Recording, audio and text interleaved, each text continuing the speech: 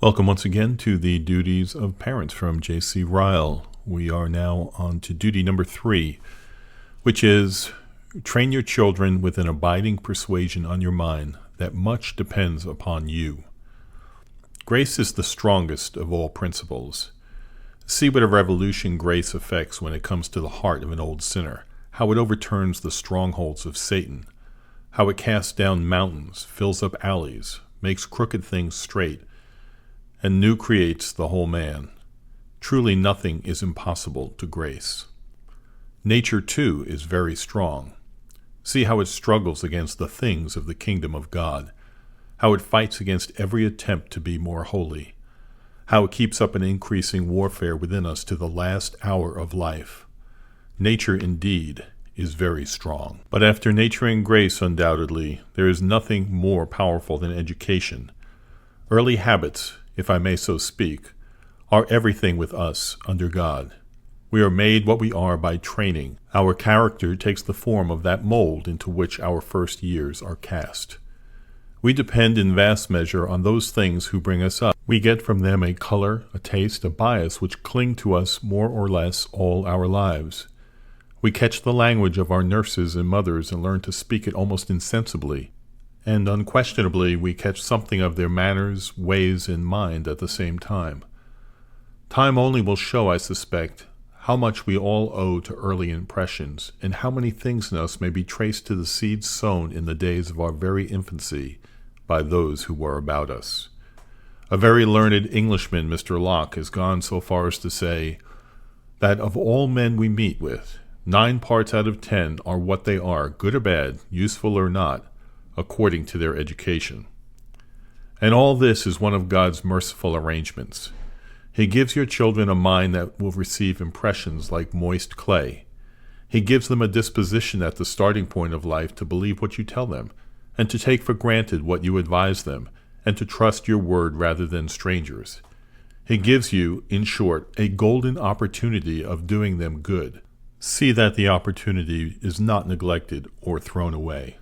Once let slip, it is gone forever. Beware of the miserable delusion into which some have fallen, that parents can do nothing for their children, that you must leave them alone, wait for grace, and sit still. These persons have wishes for their children in Balaam's fashion. They would like them to die the death of a righteous man, but they do nothing to make them live his life. They desire much and have nothing.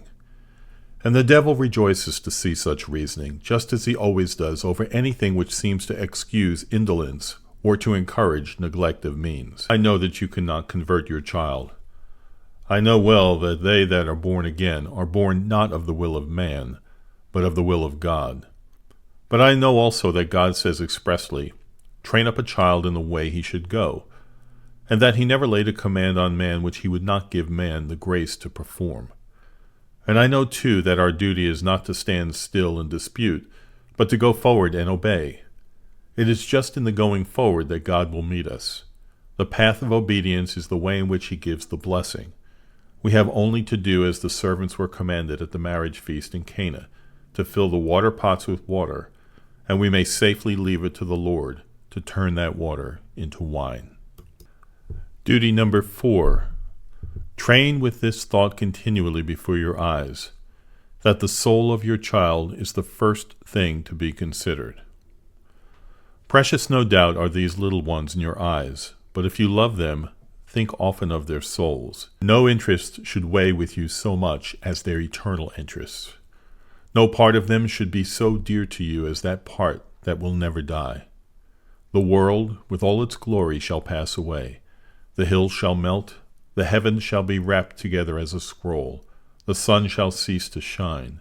But the spirit which dwells in those little creatures whom you love so well shall outlive them all, and whether in happiness or misery, I speak as a man, will depend on you. This is the thought that should be uppermost in your mind in all you do for your children. In every step you take about them, in every plan and scheme and arrangement that concerns them, do not leave out that mighty question, how will this affect their souls? Soul love is the soul of all love. To pet and pamper and indulge your child as if this world was all he had to look to and this life the only season for happiness. To do this is not true love, but cruelty.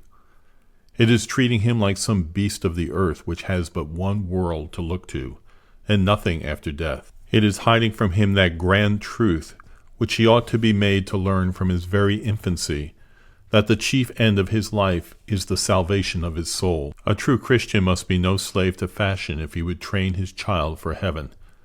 He must not be content to do things merely because they are the custom of the world, to teach them and instruct them in certain ways merely because it is usual, to allow them to read books of questionable sort merely because everyone else reads them, to let them form habits of a doubtful tendency merely because they are the habits of the day. He must train with an eye to his children's souls. He must not be ashamed to hear his training called singular and strange. What if it is? The time is short. The fashion of this world passes away. He that has trained his children for heaven rather than for earth, for God rather than for man, he is the parent that will be called wise at last.